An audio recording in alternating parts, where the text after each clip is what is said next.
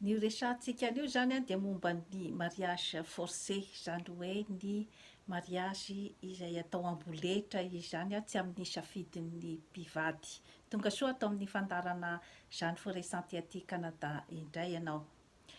Inona no mety ho voka-dratsin'ny mariage forcé zany a eo amin'ny mpivady? Dia ny hoe tsy vokatry ny fonony roa tota zany a no ny arahana fa nisy karazana fifanarahana zany a eo amin'ny manodidina azy. Izany hoe mety ho fifanarahana zany a eo amin'ny fianakaviana roa tota amin'ny izay mety ho tombotsoa azo zany a amin'ny fiarahan'ireo a mpivady ireo. Matetika moa zany a amin'ny hoe mariage forcé io zany a dia misy ny hoe fianakaviana roa tota izay samy manan-katao ohatra, de tsy tiany andeha any amin'ny fianakaviana hafa zany a ilay harena, dia manao zany izy a hoe karazana fifanarahana zany a amin'ny zanakiny roa tota mba ampitohy zany a an'ilay fitazomana an'ilay harena izany. Ohatra zany a izay hoe resahako momba ny mariage forcé izay, fa misy karazany maro no mety ho fisehoan'ny atao hoe mariage forcé zany. Eo ihany koa ny hoe mety fifamitampitahana madinidinika koa zany a, mety misy koa eo amin'ny mpifankatia. Izany hoe raha ohatra ramatoa zany a mahita fa hoe tsy de tena tia ahy, tsy de tena te hiroso rangahy zany a, kanefa ny fiarahana mandeha ihany, de mety ohatra ilay vehivavy a izany hoe angamba rehefa mitoejaza aho zany a dia angamba mba mety anaiky ahy ihany zany a ity olona miaraka amiko ity. Matetika anefa izay zavatra zay a dia misy erreur goavana be zany a ao ambadik'izay a hoe fomba fisehoan-javatra zay. Izany akory tsy midika hoe izay vehivavy be voka talohan'ny fanambadiana de mariage forcé daholo. Mety tsy voatery izay nefany, fa mety hoe tena fitiavana zany a, fa nisy ihany, nisy fotsiny zany a ny hoe zaza nipetraka talohan'ny mariage izany. Ka eo mantsy zany a no hoe hojerevantsika hoe inona zany a no conséquencen'izay a eo amin'ny couple zany, raha ohatra izy ka tena hoe forcé. Satria mety ihany koa ny vady amboarina rehetrarehetra tsy voatery ho forcé, fa mety hoe namboatra an'ilay mariage zany ilay fianakaviana, de mety tena hoe nifanojo tamin'ny hoe safidiny tsirairay mihitsy zany a ny couple roa tota zany a, safidiny mihitsy na ilay vehivavy na ilay lehilahy. Tsy voatery akory hoe zay vady namboarina rehetrarehetra de hoe mariage forcé, fa ny tena définition zany de ny hoe rehefa zavatra tsy nakasitrahan'ny roa tota zany na ny iray tamin'ireo couple ireo zany a ilay fidirana, fa voatery izy zany a no nanaiky an'ilay mariage. Dia matetika moa zany a dia ny tsy fahasambarana zany a no mipetraka ao amin'ny tokantrano, satria raha vao zavatra tsy avy amin'ny tena hoe safidin'ny tsirairay zany ny hiditra amina situation iray, dia izay zany a matetika no zavatra mitranga, de ny hoe lasa malahelo, lasa tsy sambatra zany a ilay olona ao anatin'ilay tokantrano. Mety andeha hatrany amin'ny faharavana, na mety ihany koa zany andeha any amin'ilay hoe mangatsika ilay tokantrano izany a, tsy misy hasambarana, tsy misy fitiavana, fa dia ohatrany hoe endrika aty ivelany fotsiny zany a no sisa enjehina zany amin'ilay situation. Ka iverenako mantsy zany a ny amin'izay hoe voka-dratsin'ny zavatra tsy nakasitrahana, safidy tsy nakasitrahana. Ilay vehivavy zany ohatra hoe nanao an'ilay karazana zany hoe forcing ohatra zany amin'ilay fidirana ao amin'ny tokantrano. Rangahy nefa zany tsy tena hoe vonona zany amin'ilay hoe andeha hanambady andramatoa. Ramatoa zany mahita hoe ty ranamany ty zany ohatrany tsy manan-kazon-damosina loatra,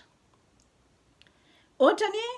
tsy afaka misafidy izy zany ny hoe aiza marina ny lalana alehany, tsy afaka misafidy izy zany ny hoe iza ny vehivavy tiany hovadiana. Amin'izay fotoana izay mantsy zany no mipetraka ny ataontsika hoe tsy fananana azon-damosina. Rehefa misy zany ilay atao hoe mariage forcé, dia misy zany ny atao hoe tsy fananana azon-damosina, ataontsika mihitsy hoe eo amin'ny roa tota zany, na eo amin'ny-drangahy na eo amin'ny-dramatoa,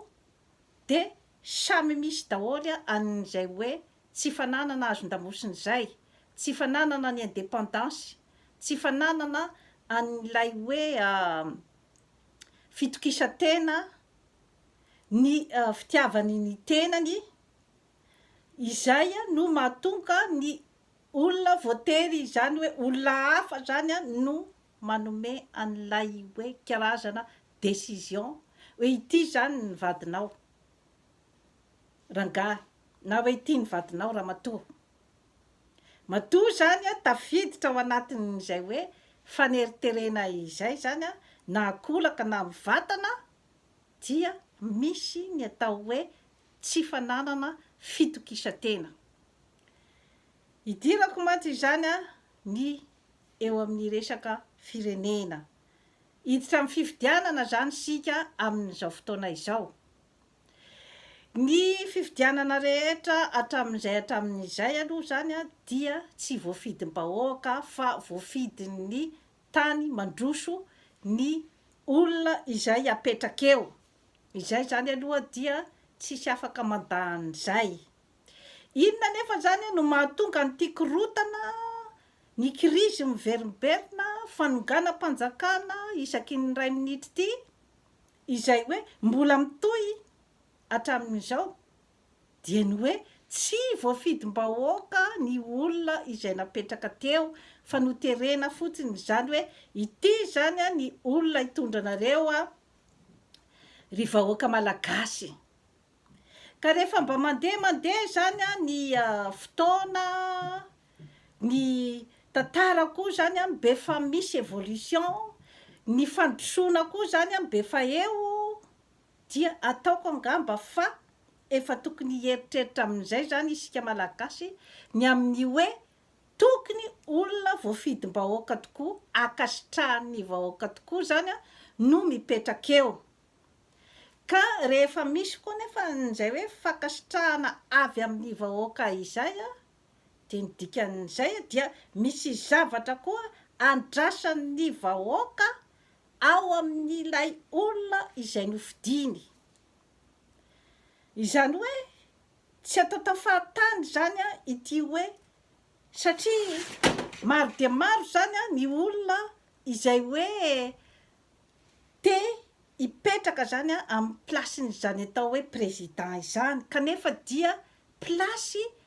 misy andraikitra goavana dia goavana zany miandry an'ilay olona. Ka eo zany no tsy fantatra hoe ilay olona teo président ve mahalala amin'ny atsakany sy an-davany an'izay hoe zavatra andrasana amin'izay, sa ilay hoe mody fanina foana zany, ohatran'izay foana mantsy zany ny zava-nitranga ankehitriny hatramin'izay. Le hoe mody fanina zany hoe inona marina moa zany ny zavatra tena andrasan'ireto vahoaka ireto amiko zany, fa ilay seza mamirapiratra zany iny ihany zany no hitan'ny rehetrarehetra, dia ilay hoe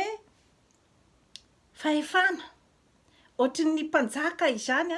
rehefa tonga eo amin'ny fitondrana. Dia mazava ho azy fa rehefa tsy mifanaraka zany amin'izay zavatra nandrasan'ny vahoaka, ny zavatra nataonao teo, tokana ihany ange no hoe tena zavatra andrasan'ny vahoaka izany. De ny fananana an'izay hoe zo fototra maha olombelona izay. Zo fototra maha olombelona de ny hoe misakafo tsara izy a isan'andro, mipetraka amin'ny trano sahala amin'ny olombelona rehetrarehetra, tsy voatery ho luxe izany,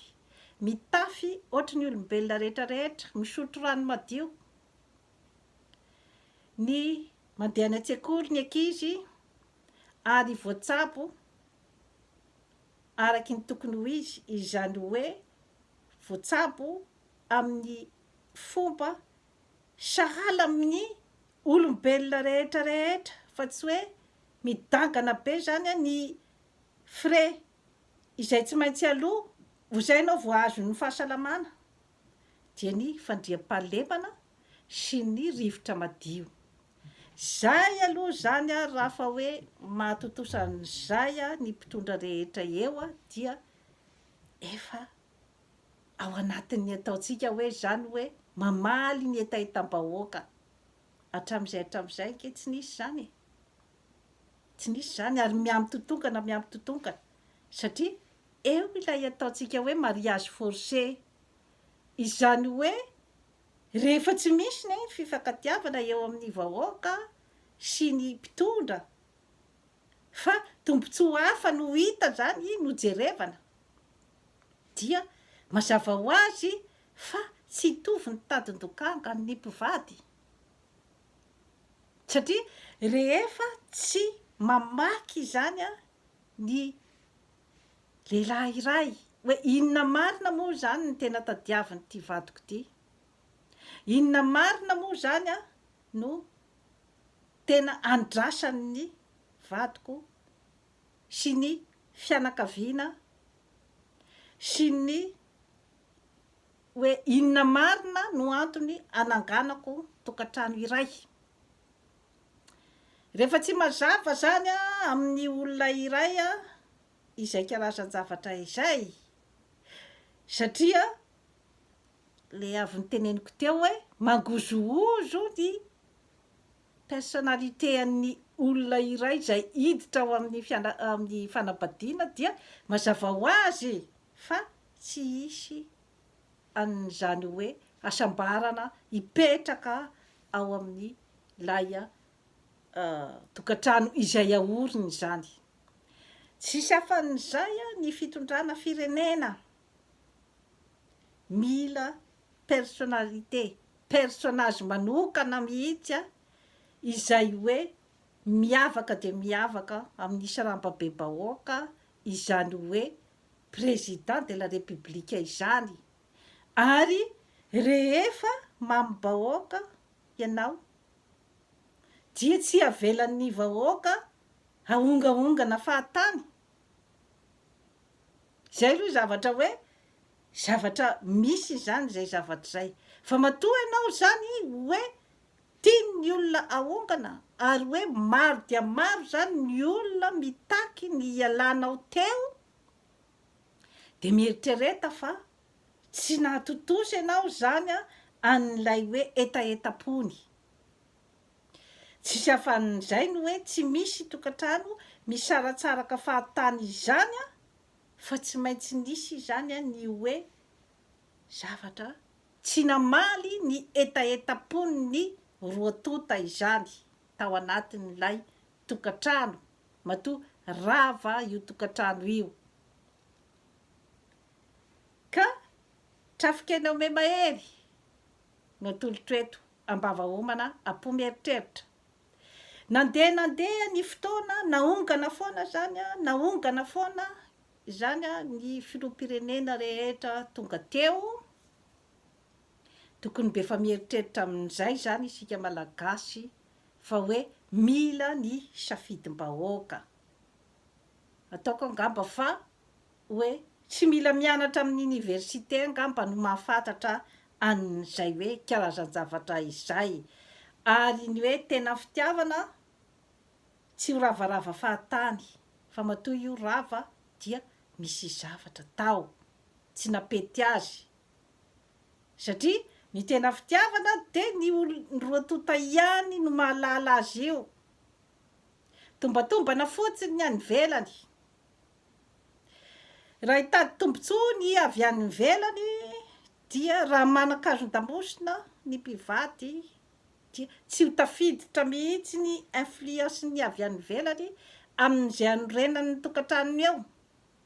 fa fiaraha-miasa no ataon'ilay mpivady amin'ny olona ivelan'ny tokantrano raha ohatra ka misy ny karazana hoe projet fa izy no mamolavola ny fitaizan'ny zanany izy no mamolavola ny hoe ataontsika ahoana ny fomba hitondrantsika ty tokantranontsika ity ary izy no efa mijery ny hoe inona no mety hiafarany ilay tokantrano ary dia eo no mipetraka ilay ataontsika hoe génération en génération zany mitondra n'ilay anarana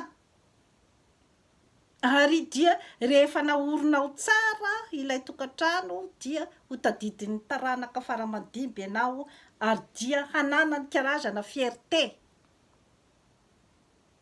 izay zavatra izay zany no mbola tsy mitoetra ao Madagasikara izay hoe fanorenana tokantrano araky ny safidin'ny roa tota zany araky ny safidim-bahoaka marina ary ilay hoe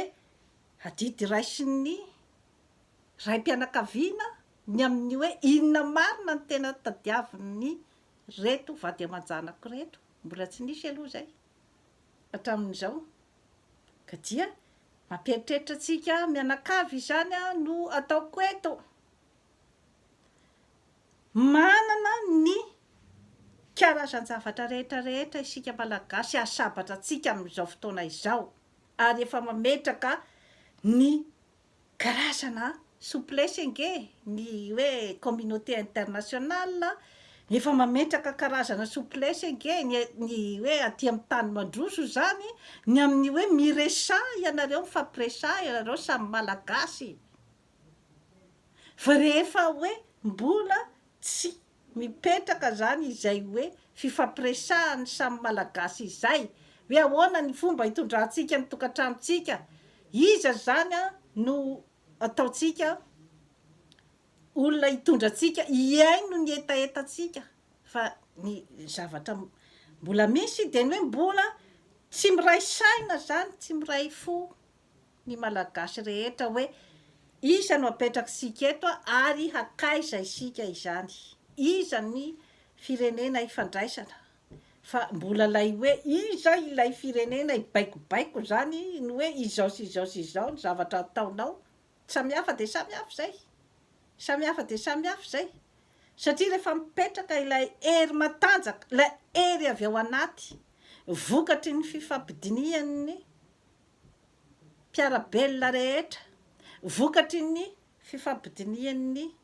malagasy rehefa mipetraka izay dia